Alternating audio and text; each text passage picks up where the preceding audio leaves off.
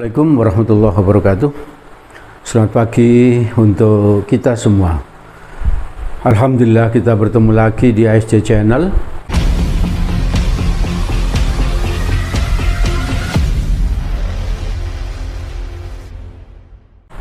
Dalam rangka persiapan tes masuk perguruan tinggi. Dalam hal ini perguruan tinggi negeri ya. Sebagaimana kita ketahui mulai tahun 2023 itu tes masuk perguruan tinggi itu yang diteskan cuman tes potensi skolastik atau disingkat TPS ya. TPS ini matematikanya itu sedikit sekali menggunakan rumus ya. Ini dijadikan pedoman atau jadikan dasar bagi kita kalau ingin mengerjakan soal TPS, bahwa rumus atau teori yang dipakai itu sedikit lebih banyak menggunakan logika atau nalar ya. Sehingga kadang soal itu bisa dicoba-coba, dinalar dengan begini gitu. Maka butuh latihan yang cukup banyak ya. Untuk agar apa? Agar nalar kita ini cepat ya. Nalar kita ini cepat. Baik.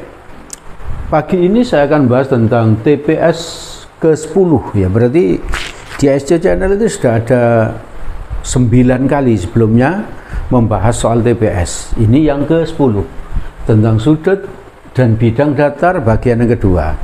Tentang sudut dan bidang datarnya berarti sudah pernah ada ya satu kali, ini yang kedua ya. Sebelum saya mulai ada kalimat hikmah yang bisa saya sampaikan, yang bisa diambil hikmahnya, yaitu bukan cita-cita kita yang terlalu tinggi, tapi usaha dan doa kita yang harus ditingkatkan ya. Jadi cita-citanya itu harus tinggi langit ya, setinggi langit ya. Semakin tinggi cita-cita kita, maka apa? Usaha kita, doa kita harus kita tingkatkan ya, harus kita tingkatkan. Jadi untuk meraih masa depan yang gemilang, usahanya itu harus luar biasa, luar biasa. Oke ya, jadi ingat-ingat bahwa apa? Cita-cita harus setinggi langit. Bukan cita-citanya yang terlalu tinggi, tapi apa? Perjuangannya, usahanya, dan doanya yang perlu ditingkatkan. Baik, kita mulai soal nomor 1.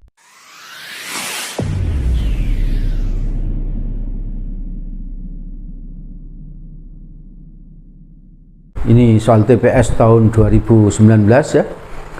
Pada persegi panjang ABCD, ini langsung saya gambar ini ABCD, ini persegi panjang ya. Kalimatnya titik E dan G berturut-turut terletak di sisi DC. Mana DC ini? Ini berarti di sini ada E ya. Ini DC. Dan ini titik G ya, titik G di sisi AB ya, di sisi AB. Terus berikutnya, sehingga AE sejajar dengan GC. Ini AE sejajar dengan GC. Kalau sejajar saya beri tanda begini ya, panah begini. Ini panah menunjukkan ini dan ini sejajar ya. Terus berikutnya, jika AE sama dengan 4, mana AE ini ya, 4. Terus berikutnya, dan sudut AGD 30 derajat, mana AGD ini? AGD. Ini 30 derajat ya. Ini. Lalu garis DG dan AE, garis DG ini, garis DG dan AE berpotongan tegak lurus. Kalau berpotongan tegak lurus kita beri tanda begini, ini tegak lurus ya. Tegak lurus berarti berapa derajat? 90 ya, 90. Maka besar sudut AGC sama dengan apa? Sudut AGC mana ini? Sudut AGC berarti ini loh yang ditanya. Serot nih. Ini enggak sulit, ini cepat sekali, 120 derajat jawabnya. Kenapa? Kita bisa tulis gini aja ya. Sudut AGC itu sama dengan apa? Besar sudut AGD ya, AGD ditambah dengan besar sudut DGC. Betul nggak ini? Jadi inilah sudut ini AGC sama dengan ini AGD ini dengan sudut DGC ini. Benar ya? Ini tambah ini sama dengan ini. Nah, karena ini dan ini sejajar dan ini tegak lurus, maka ini pun harus tegak lurus ya. Paham ya? Jadi kalau ini sejajar, sudut ini dan sudut ini sama. Ya, sudut ini dan sudut ini sama. Berarti kalau ini tegak lurus berarti 90 derajat. Berarti tinggal kita tulis ini 30 derajat ditambah 90 derajat. Berarti sama dengan 120 derajat. Selesai sudah. 120 derajat itu jawaban B ya.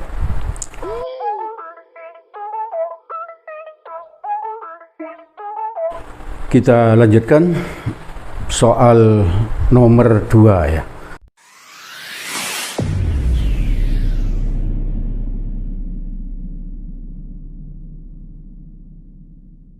Pembahasan kita tentang TPS ya, TPS, tes potensi skolastik.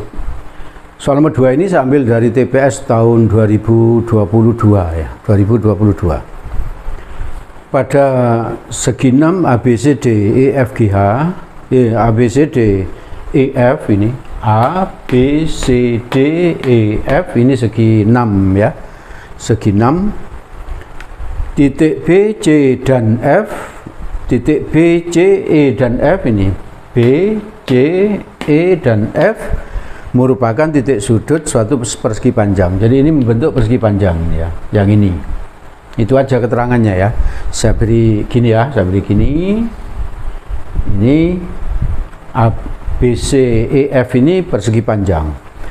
Terus berikutnya, berapakah besar sudut BAF? Ini yang ditanya. Berapa ya? Putuskan apakah pernyataan 1 dan 2 berikut cukup untuk menjawab pertanyaan tersebut. Pernyataan satunya ini. Besar sudut ABC sama dengan besar sudut DEF sama dengan 150 derajat. Pernyataan 2-nya AB sama dengan FE. Terus jawaban yang disiapkan seperti itu. A. Pernyataan 1 saja cukup untuk menjawab pertanyaan, tapi pernyataan 2 saja tidak cukup. Berarti nanti kita nyoba, kalau ada soal kayak gini ya pokoknya ya. 1 saja cukup, 2 saja cukup, modelnya seperti itu. Kamu coba dulu, 1 saja dipakai tanpa ini ya. Kalau ternyata bisa mencari yang dicari, yang ditanya, berarti apa cukup gitu. Kalau nggak bisa mencari, berarti tidak cukup gitu. Sekarang setelah itu apa? Coba yang kedua ini saja nih coba kerjakan. Kalau ternyata bisa mencari, berarti cukup. Tidak bisa mencari berarti tidak cukup, itu aja. Kalau ini tidak cukup, ini tidak cukup, berarti gunakan bersama-sama gitu ya. Itu aja langkahnya ya, ingat-ingat ya. Ingat-ingat. Jadi dan mengerjakan soal TPS kayak yang model gini tidak mesti apa kita hitung sampai selesai. Kita cukup tahu apakah cukup bisa mencari atau enggak gitu. Dong tidak ditanya berapa jawab. Ini loh enggak ditanya berapa. Yang ditanya itu apa bisa mencari gitu dong. Berarti nggak perlu ngitung jelimet ya. Pokoknya kita yakin, oh bisa, oh tidak, gitu toh ya. Oke, sekarang coba yang B, pernyataan 2 saja cukup untuk menjawab pertanyaan, tetapi pernyataan 1 saja tidak cukup. Intinya seperti yang saya katakan tadi itu. Yuk, yang C dan D dan E bisa dilihat ya, bisa dilihat sendiri. Jawabannya kalau soal seperti ini selalu seperti itu ya, yang disiapkan. Oke. Yang pertama ini saya kerjakan dulu. Sudut ABC mana? Ini 150. Nah ini kalau ini persegi panjang berarti ini siku-siku. Siku-siku berapa derajat? 90. Kalau ABC diketahui 150 dikurangi 90 berapa? 150 kurangi 90? 60. Berarti ini 60 derajat diketahui ya. Yang ditanya ini. Dan sudut DEF, mana DEF? Ini DEF, berarti ini siku-siku, ini juga 60 ya. Apakah kita bisa mencari ini? Coba kamu lihat, kalau ini saja yang tahu, kita tidak bisa mencari ini, tidak bisa mencari ini, tidak bisa mencari ini. Iya toh? Sebab apa? Untuk bisa mencari ini kan bisa menggunakan rumus-rumus apa? Rumus-rumus ini misalnya. Kalau ini A, di sini A, ya di sini B, di sini F, maka bisa pakai gini. Kalau cuma satu sudut yang diketahui ya, bisa pakai gini. B kuadrat sama dengan A kuadrat plus F kuadrat min 2AF cos 60. Ini B-nya tidak tahu, A-nya tidak tahu, F-nya tidak tahu. Berarti kita tidak bisa mencari ini, tidak bisa mencari ini, bisa mencari ini. Ini tok yang tahu, nggak bisa dicari. Kalau ini tidak bisa dicari, maka ini tidak bisa dicari. Berarti pernyataan satu saja tidak cukup, ya. Jadi hanya begitu. Kalau ngerjakan apa soal yang model seperti ini ya, bisa nggak mencari itu, gitu tok, ya. Bisa nggak? Kalau nggak bisa, berarti nggak cukup gitu. Sekarang yang kedua, AB sama dengan FE. Mana AB itu? Ini dengan ini sama. Kalau ini saya misalkan A, berarti ini A ya. Apakah kita bisa nyari ini? Sama, nggak bisa ya. Iya. Ini dengan ini nggak ada kaitannya. Berarti kalau ini dan ini sama, kita nggak bisa nyari ini berapa, kita nggak bisa nyari ini berapa, apalagi nyari ini. Juga apa? Kita nggak bisa nyari ini, kita nggak bisa nyari ini. Berarti dua saja tidak cukup. Jadi satu saja tidak cukup, dua saja tidak cukup. Kalau satu saja tidak cukup, dua saja tidak cukup, kita coba bareng-bareng ya. Satu pakai, dua pakai. Coba ini dan ini dipadukan. Di sini gambarnya. Ini tadi siku-siku, ini 60. Ini juga, ini siku-siku, ini 60. Ini dan ini sama ya. Kalau ini A dimisalkan ini ya. Boleh berapa saja. Coba kita bisa nggak nyari ini? Nggak bisa. Kenapa? Karena ini tidak tahu apakah siku-siku atau enggak ya. Justru ini dicari kok ya. Tidak cari. Berarti pakai Pitagoras nggak bisa, nggak boleh. Kenapa? Karena ini tidak siku-siku ya. Tidak tahu siku-siku enggaknya. Kalau pakai aturan kosinus kayak gini, yang tahu cuma dua, yaitu apa? A dan 60 derajat. Ini A dan 60 derajat tahu, maka B dan F nggak bisa dicari. Pakai aturan sinus, apa bisa? Nggak bisa, karena sudut ini nggak tahu. Aturan sinus kan gini, kalau ini A, ini B, ini F, pakai ini B per sin 60. Ini B per sin 60, gitu ngafalkannya gampang. Ini A diketahui, berarti A per apa?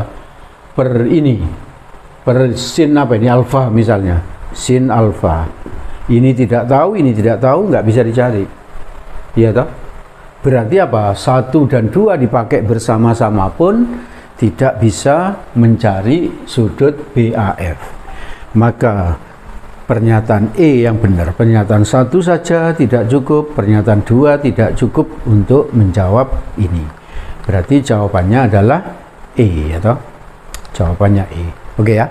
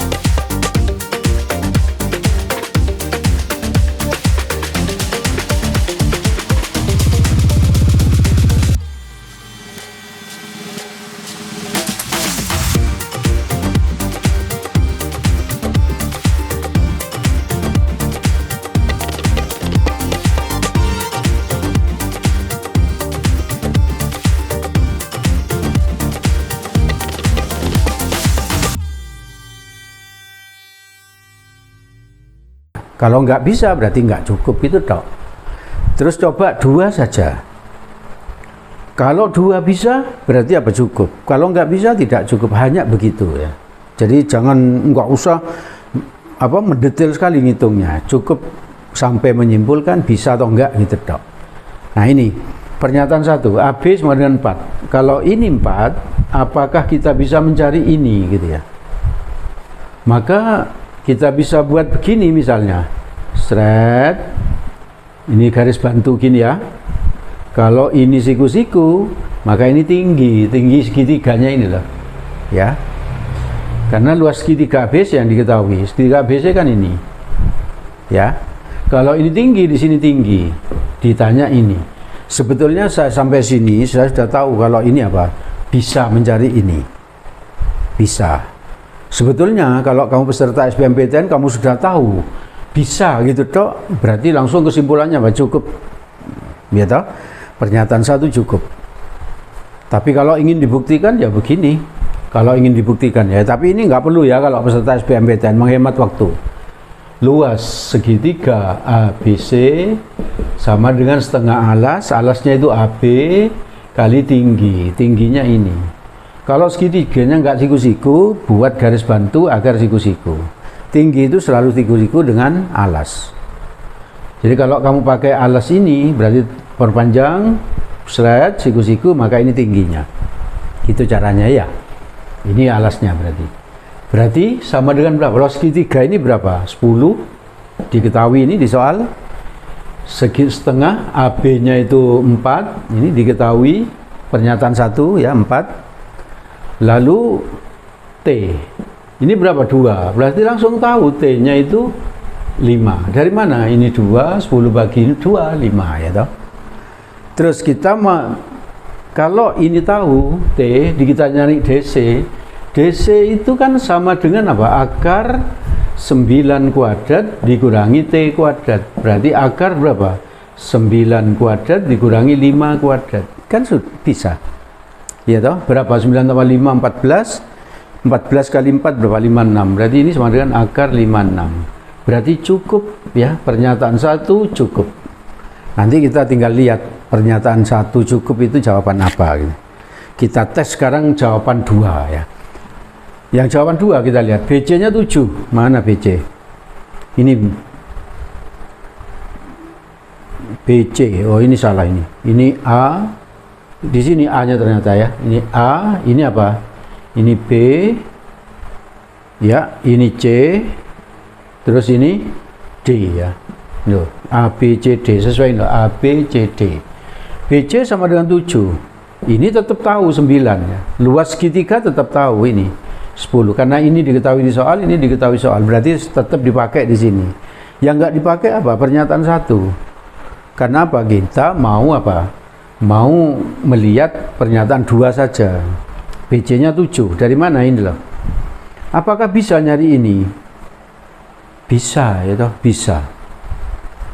Dari mana taunya?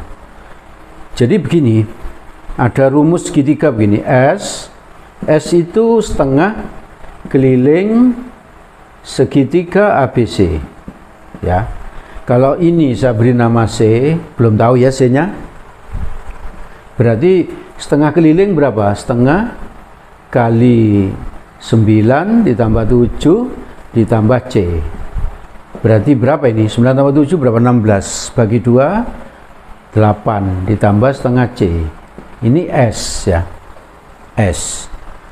Terus berikutnya ada rumus gini, luas segitiga ABC itu sama dengan akar S min A. Kalau ini A-nya langsung ini A misalnya, ini B, di depannya ini B, di depannya C itu C. Berarti S min A, S min B kali S min C. Luas segitiganya diketahui ini berapa? 10 ya, 10. Akar S-nya tahu ini 8 plus setengah C kali S-nya 8 ditambah setengah C min A-nya berapa? 7 kali di sini ya, lanjutan akar ini ya, kali 8 plus setengah C min apa ini? B, B-nya berapa? 9 kali akar apa? S-nya 8 ditambah setengah C min C ya toh. Ini C-nya, belum tahu. Coba kamu lihat ini. Ini di sini variabelnya ada berapa? Cuman 1 C, berarti dari sini C-nya dapat ya. Nggak tahu hasilnya berapa, pokoknya dapat. Iya toh? Kan yang penting kita tahu apakah bisa nyari atau enggak gitu loh. C-nya nggak usah dicari, C-nya dapat. Kalau C ini dapat, ini C ini. C itu apa? AB ya toh. Kalau ini tahu, kita pasti bisa ngitung apa? DC. Dengan cara apa? Cara seperti ini tadi ya toh.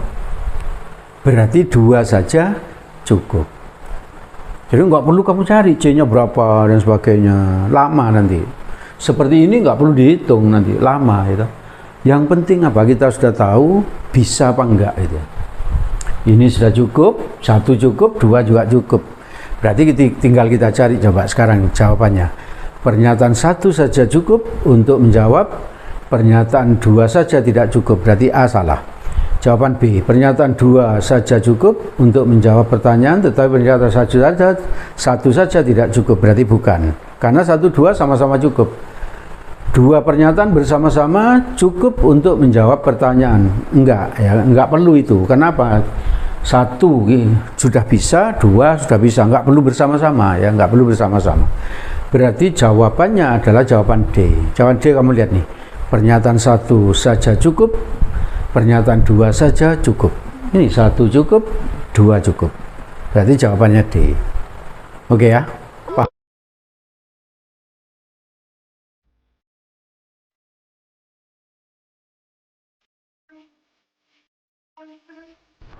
Baik, kita lanjutkan pembahasan kita tentang TPS ya. Persiapan masuk perguruan tinggi negeri. Sekarang soal nomor 4 saya ambil dari TPS UTBK tahun 2021. Titik A 1,A terletak di luar ini. Titik A 1,A terletak di luar lingkaran ini. X-1 kuadrat ditambah Y kuadrat sama dengan 4.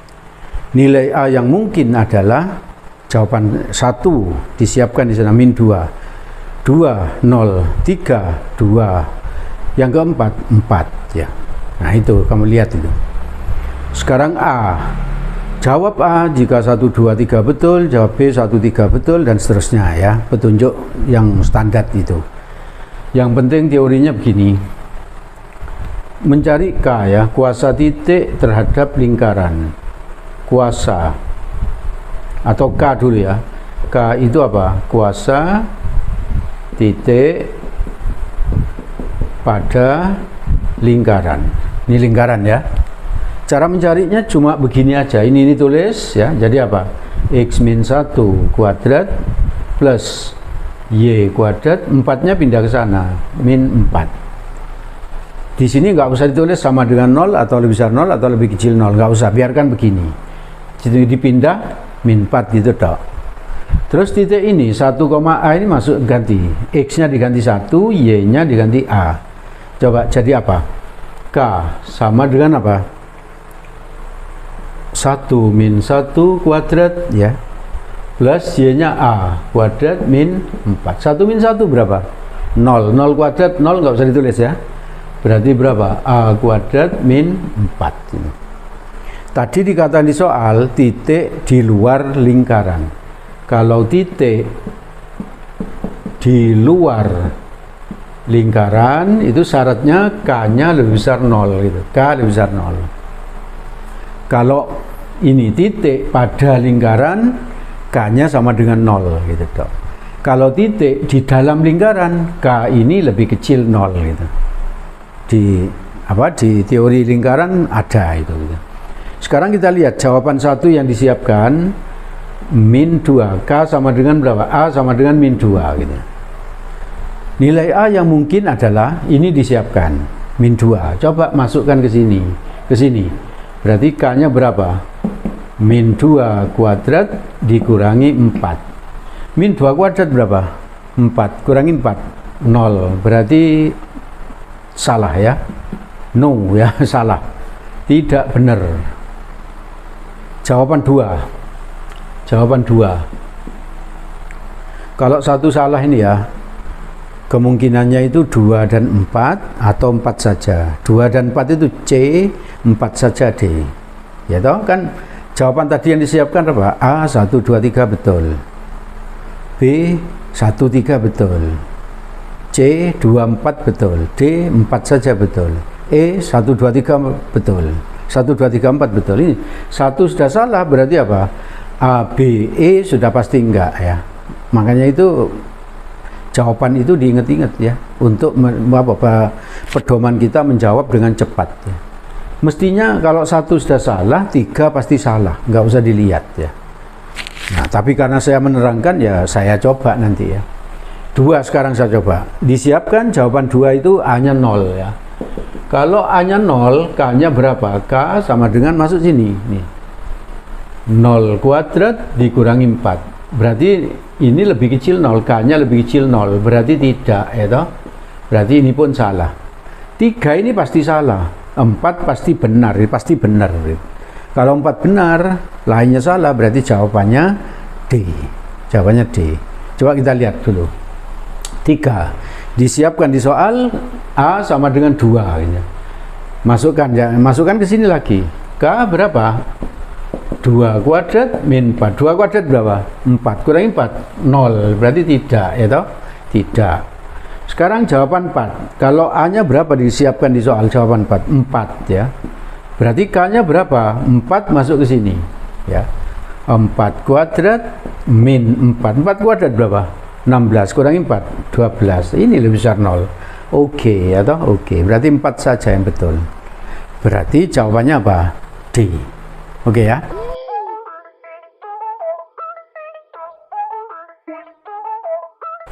Memang awalnya agak susah ya, ini apa? TPS ini. Soal itu bisa dikerjakan dengan 2 cara, yaitu dengan kecerdasan. Kalau kita cerdas sering bisa, atau dengan cara yang kedua, pengalaman yang banyak. Maka kalau kita nggak cerdas pun harus pengalaman banyak ya, biar apa? Biar cepat ngerjakannya. Maka ikuti terus ASC channel. Ikuti terus. Kalau kamu kurang paham ini, berarti apa? Diulang-ulang videonya. Dan di deskripsinya itu ada apa? Ada link untuk melihat materinya, soal dan pembahasan lengkap ya, lengkap. Maka itu bisa dilihat, bisa dipelajari gitu ya. Jadi lengkap di ASC channel itu. Dan kalau tetap belum paham, ingin bertanya, di paling belakang ada soal.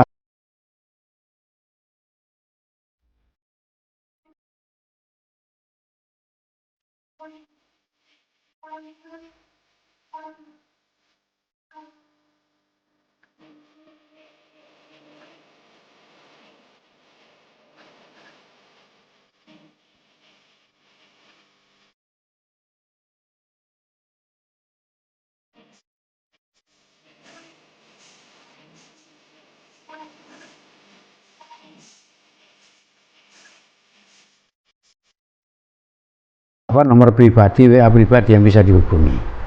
Oke ya, saya kira cukup. Di belakang juga ada latihan soal yang bisa dicoba. Semoga yang saya sampaikan ini bermanfaat dan semoga kalian sukses. Assalamualaikum warahmatullahi wabarakatuh.